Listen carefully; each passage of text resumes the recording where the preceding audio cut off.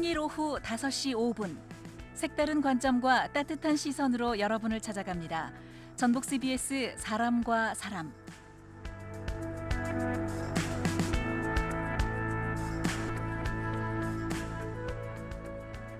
네, 전주의 국회 보좌관이 들려주는 여의도의 찐세계 최고의 보좌관. 오늘도 고상진 전 보좌관, 최영호 전 비서관과 함께합니다. 두 분 어서 오세요. 예, 안녕하세요. 안녕하세요. 예, 뭐 앞서 5.18 관련 인터뷰도 좀 나눴고요. 중간에 저희가 임을 위한 행진곡 노래도 좀 함께 들어봤는데 오랜만에 들으시죠? 네, 저도 네. 오래간만에 들었습니다. 좀 어떠세요? 이 노래 들으시면서? 항상 들을 때마다 가슴이 뭉클하죠. 예, 들을 때마다 그렇습니다. 뭉클한. 예. 최영호 비서관은 좀 어떠세요? 사실 이제 5.18은 제가 직접적으로 막 그때 문제가 됐던 건 아니었던 것 같아요. 그렇죠. 왜냐하면은 네. 제가 고등학교, 중고등학교 다닐 때만 해도 뭐 문민정부 들어서고 그때부터 이제 TV에 많이 나왔죠. 5.18이 뭔지. 그 다음에 또 정권 교체되면서 DJ 정부 때도 사실은 이제 어느 정도 많이 해결된 거라고 생각들을 해서 제 윗세대가 네. 가졌던 어떠한 5.18에 대한 인식과는 조금 많이 다를 수 있을 것 같아요. 세대별로 이제 그런 차이는 네. 좀 있을 수 있을 네. 것 같아요. 우리 이 임을 위한 행진곡 나오는 동안 이 방송 진행하시는 우리 엔지니어께서 회고를 좀 해주셨는데요. 당시 전북 CBS도 이 노래 틀었다가 안기부에 끌려 갔었던 시절이 있었다고 말씀을 하십니다. 그러니까 이게 40년 전인데요.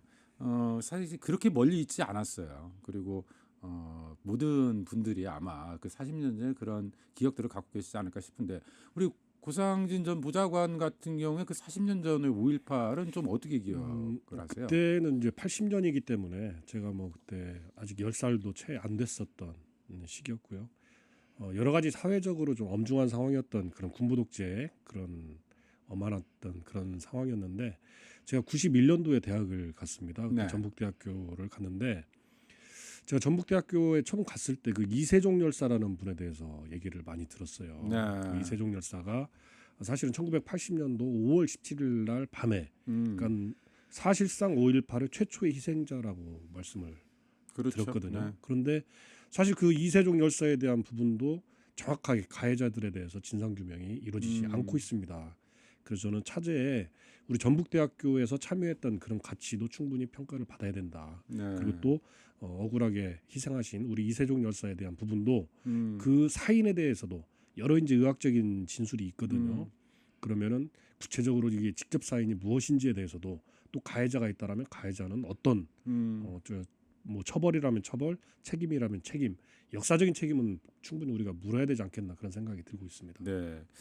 사실 뭐 말씀하셨던 것처럼 그 사실을 명확히 좀 밝히는 진상 규명이 좀 필요할 뿐만 아니라 책임자에 대한 명확한 처벌 이런 것도 필요한 시점인데 오히려 그 학살의 주역들이 학살에 대해서 뭐 거짓을 드러났거나 가짜 뉴스를 전파하거나 이런 일들도 좀 심심치 않게 벌어지고 있고요.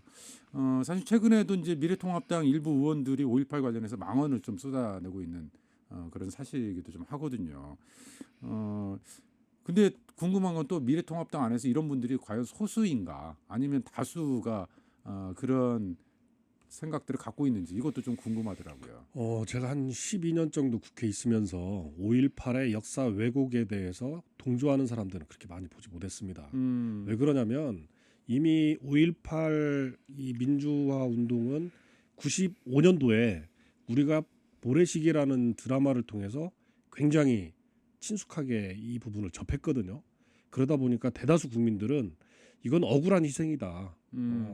이 공권력에 의한 국민의 학살이다라는 부분에 대해서 어느 정도 공감대가 형성이 돼 있습니다. 네. 그런데 일부 정치인들이 저는 좀 관종이라는 그런 표현을 드리고 싶어요. 그런 분들이 자극적인 표현을 함으로써 자기들한테 우호적인 세력들의 어떤 결집과 지지를 이끌어내기 위한 네. 그런 다분히 악의적인 의도가 있지 않나 그런 생각을 갖고 있습니다. 개인적으로.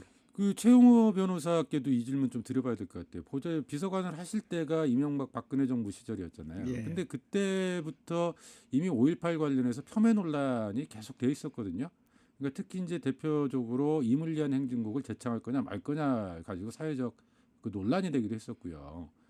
좀 이런 속에서 우리 고상진 보좌관이 이야기했던 것처럼 그러니까 일부 인사들의 돌출 발언에 불과한 것인지 좀 어떻게 최영호 변호사 보세요?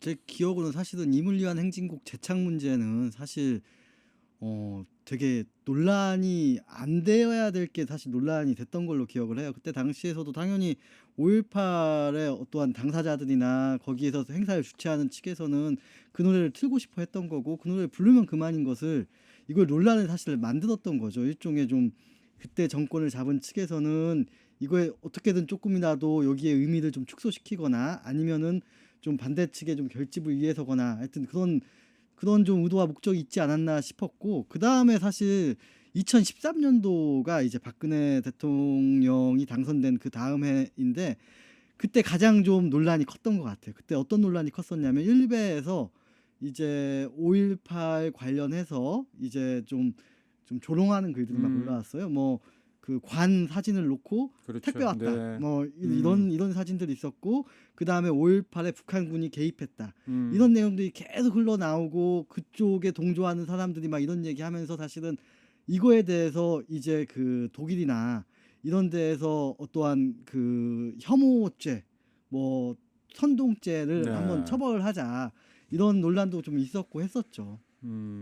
그러니까 좀 그런 속에서 우리 사회 전체 속에서 보면 갈수록 그런 이제 가짜 뉴스라든지 이런 것들이 확산되고 있으니까 좀 5.18 관련해서만이라도 이 왜곡하고 폄훼하는 세력들에 대해서 좀 처벌하는 특별법을 제정하자 이런 움직임도 좀 있는 것 같더라고요. 당연히 그 역사 왜곡에 대한 계속된 진술이라든지 주장이라든지 가짜 뉴스를 유포하는 행위에 대해서는 엄격하게 이거는 처벌을 해야 됩니다. 그래야지만이 우리 배우는 학생들도 제대로 된 역사 의식을 고취할 수 있는 것이고요. 이 사회를 양분할 수 있는 양분의 소지가 다분하거든요. 불필요한 그것은 어떤 국력의 소모다. 저는 그렇게 생각을 합니다. 네. 혹시 그런 유사한 법 사례가 있습니까? 이런 이제 그 역사를 왜곡하는 발언이라든지 이런 활동들에 대해서 그러니까 처벌하는 지금 네. 이제 우리나라 법제에서는 네. 이 표현들이 사실 외국에서는 이제 명예훼손이나 모욕죄가 있는 나라도 있고 없는 나라도 있거든요. 네. 우리는 지금 명예훼손이나 모욕죄로 이제 이걸 처벌을 하죠. 근데 이 명예훼손 같은 경우에는 이제 특정성이 있어야 돼요. 구체적으로 어떠한 대상을 가지고 이제 네. 명예훼손이 돼야 되는데 뭐 도단이나 시단위의 어떤 사람들은 안 되는 거죠. 그래서 특정한 성이 있어야 돼서 좀 포괄하는 범위가 차이가 있을 수는 있는데 외국 같은 경우에는 독일 같은 경우가 이제 홀로코스트 부정죄라든지 아니면은 네. 이 나치 선동이나 이런 경우를 대비해서 선동죄 같은 게 있어요. 근데 우리도 이제 5.18 관련해서 정확하게 5.18에 관련하거나 뭐 세월호도 비슷한 입법을 하려고 했던 경우가 있죠. 세월호 관련해서 여기에 대해서 어떠한 그 혐오죄를 좀 도입하자는 논의가 있었는데 제 생각에는 우리도 충분히 명예훼손이나 모욕죄도 좀 처벌이 가능한 상황이라 이런 추가적인 어떠한 좀 상대적 입법이 필요한가는 좀 부정적인 생각이에요. 전 개인적으로는. 네. 뭐 표현의 자유를 둘러싸고 이제 찬반 논란이 좀 있는 부분이 있는 것 같고 그 외에 또 5.18이라든지 세월호라든지 그다음에 또 친일 문제라든지 이런 것 같은 경우에는 좀 더 이상 용납하지 않고 이와 관련해서는 특별법을 만들어야 되는 거 아니냐 뭐 이런 의견들도 좀 함께 상정하는 것 같네요. 네, 충분히 있을 수 있다고 생각합니다. 네. 자 어쨌든 미래통합당 내부에서 이게 모두의 의견은 아니다. 일부의 돌출적인 발언, 또 관종이라는 표현을 좀 해주셨는데 그걸 정치적으로 이용하려고 하는 이런 세력들이 일부 좀 있는 것 같다. 전체적으로는 좀 오히려 뭐 유승민 등 몇몇 정치인들은 광주를 좀 찾기도 하면서 5.18 관련 망언에 대해서 좀 강하게 비판하는 좀 이런 이야기를 좀 하기도 하더라고요. 네. 사실은 그 미래통합당의 일부 의원들이 이렇게 이제 관종적인 그런 발언들을 계속하는 것은 사실은 자기 부정이에요. 자기 부정. 이 5.18을 민주화 운동으로 최초로 인정한 것도 김영삼 정부였거든요. 그 김영삼 정부에서 12.12 신군부 세력들을 쿠데타 내란 선동죄로 처벌했습니다. 네. 그때 당시에 신군부 세력의 핵심이었던 인사 중에 한 분이 만약에 DJ가 정권을 잡았으면 DJ는 우리를 처벌하지 않았을 것이다. 그런 나중에 이제 그런 회고의 인터뷰도 했거든요. 하지만 YS는 앞뒤 재지 않고 그냥 역사적인 단죄를 했단 말이죠. 마찬가지로 5.18도 민주화 운동으로 최초로 인정했던 정부가 YS 정부입니다. 그래서 이번에 주호영 원내대표가 우리 YS 정부에서 그 부분을 최초로 인정을 했기 때문에 우리는 네. 그 정신을 이어받고 있다라고 얘기를 했죠. 마찬가지로 미래통합당은 그런 가치를 충분히 본인들이 계승하고 있다라고 자부하고 있어야 되고 오히려 그걸 선점해야 되는데 네. 오히려 그것을 어떻게 보면 상대 당에 조금 뺏긴 거 아닌가 그런 생각이 듭니다. 매번 그런 논란이 있을 때마다 이제 일부에서 그 극우 세력들하고 좀 결별해야 된다. 태극기 부대하고 결별해야 된다. 이런 이야기가 나오는데 실제 결별은 좀 못하더라고요. 이번에야말로 결별을 할까요? 결별해야죠. 제가 볼 때는 결별할 수 있는 충분한 그 모티베이션, 동기부여가 있다라고 봅니다. 이번 총선에서 정당 득표율을 보니까 우리공화당 태극기 부대를 대표하는 우리공화당이 0.7% 득표를 했어요. 이것은 허경영당하고 거의 비슷합니다. 그렇기 때문에 그분들의 득표력이 사실상 증명이 됐어요. 그래서 미래통합당도 더 이상 그분들을 안고 가서는 확장성이 한계가 있다. 그 부분이 좀 내부적으로 어느 정도 논의가 된 거 아닌가 그런 생각을 갖고 있습니다. 네. 뭐 최영호 변호사도 같은 생각이세요? 그러니까 결별할까요? 5.18 같은 경우에는 지금 막 논란되는 것 자체가 우스운 게 사실은 이미 이제 법적인 평가는 끝났다고 보여지거든. 그것도 지금 뭐 5년 전이 아니라 15년 전, 20년 전에 이제 법적인 평가가 끝난 사안인데도 불구하고 계속 이렇게 얘기하는 건 그분들의 진심이 뭔지 모르겠어요. 진심이 뭔지 모르겠지만 뭐 이걸 무엇을 자기가 진실로 여기고 무엇이 맞다라고 여기는지 모르겠지만 표가 된다고 해서 지금 하는 거라고 보여지거든요. 이렇게 네. 해서 내 표가 되고 뭐 5.18을 싫어하는 사람들, 뭐 5.18을 혐오하는 사람들의 표가 된다고 보는데 말씀대로 이제 표 계산은 끝났다고 보여져요. 그 이득이 없다고 보여져요. 본인들에게. 네. 자, 그런가 하면 대구 출신의 김부겸 의원 5.18을 앞두고 페북에 이렇게 썼어요. 대구가 참 여전하다. 광주가 미통당에 표 안 주는 거나 대구가 민주당에 표 안 주는 거나 뭐가 다르냐. 차라리 보수가 좋아서 그랬다고 해라. 대구의 지역 정세를 비판하는 이런 목소리 같아요. 근데 이게 또 이 대구 사람들에게는 욕먹을 만한 발언 아닐까 이런 생각이 좀 들기도 하고 이 발언의 행간 어떻게 좀 읽어야 될까요? 글쎄 저도 그 뉴스를 보고 조금 깜짝 놀라기는 했는데 왜 그러냐면 김부겸 의원 현재는 의원이시죠. 김부겸 의원 같은 경우에는 전 노무현 대통령의 전철을 밟아서 군포에서 국회의원을 하다가 대구로 내려갔단 말이죠. 그래서 어떻게 보면은 지역 감정을 스스로 타파하기 위해서 몸을 던졌다라는 그런 이미지 메이킹을 해왔는데 최근에 그런 뉴스를 보면서 제가 득표율 한번 봤더니 대구에 내려간 이후로 40% 미만으로 떨어진 게 이번 선거더라고요. 그래서 아마 우리 김부겸 의원님께서 약간의 현실적인 한계를 깨달은 거 아닌가 대구에서의 그런 부분이 먼저 좀 와닿았습니다. 네, 최영호 변호사는 어떠셨어요? 저는 이제 그 민심이라는 게 좀 비판의 영역인가 좀 싶더라고요.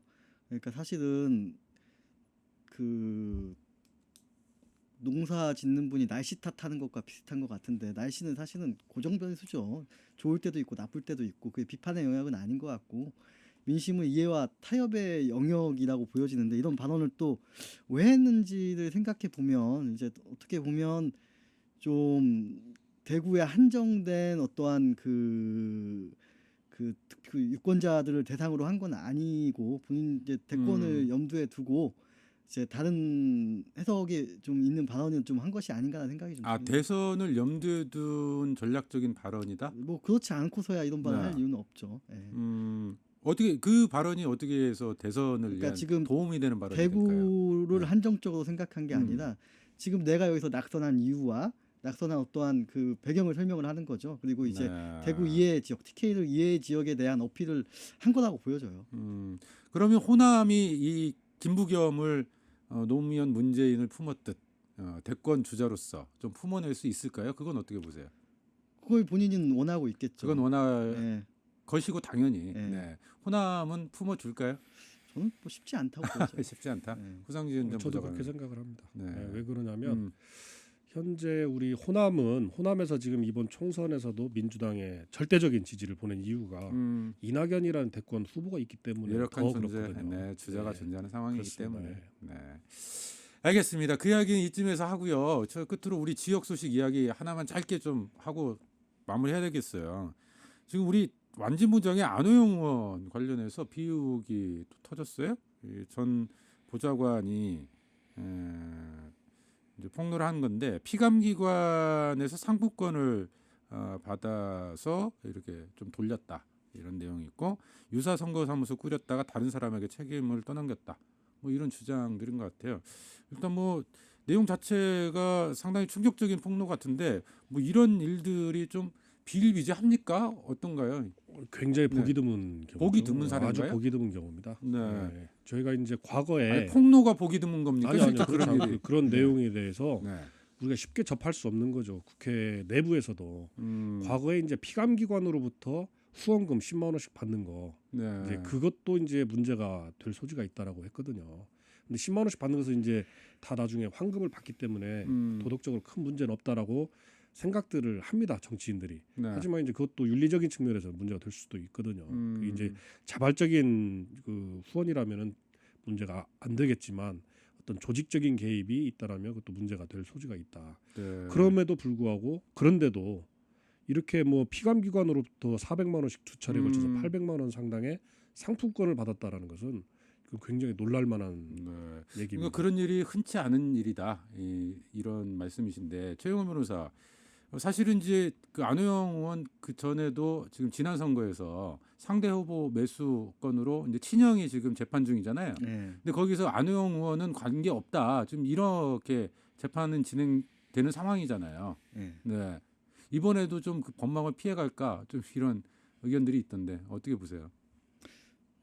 지난번에는 일종의 이제 네. 그 상관이 없다. 그러니까 연계점을 음. 좀 찾기가 어려웠던 것 같아요. 근데 이번 같은 경우에는 이제 직원이 돈을 받은 거거든요. 근데 직원이 돈을 받고 직원이 돈을 받았다고 얘기를 한 거기 때문에 좀 빠져나가기가 좀 이게 만약 사실이라고 한다면 네. 여기서 범죄가 성립이 되고 이제 안호영 그 본인이 범죄에 포섭이 되느냐를 봐야 되는 건데 네. 그러면 좀 어렵지 않을까 하는 생각이 좀 드네요. 만약에 사실이라면 의원직도 날아갈 정도 형량입니까? 좀 사실은 그냥 제가 친구인데 800만 원을 준 것과 피감기관에서 단체로 준 것과 그 기관도 어마어마한 문제가 있다고 보여져요. 네. 그렇군요. 검찰이 어쨌든 고발했다고 하니까 좀 수사 과정들을 좀 지켜봐야 될 것 같고요. 좀 그 내용에 대해서는 다음번에 실제로 이게 지금 안호영 의원만의 독특한 케이스인지 아니면 우리 정치권에 좀 만연해 있는 상황인지 뭐 이런 것들도 한번 짚어봤으면 좋겠네요. 네. 네, 알겠습니다. 알겠습니다. 여의도의 비하인드 스토리를 전해드리는 시간이죠. 최고의 부자관 우리 고상진 전 보좌관, 최영호 전 비서관과 함께했습니다. 두 분 오늘 말씀 고맙습니다. 예, 감사합니다.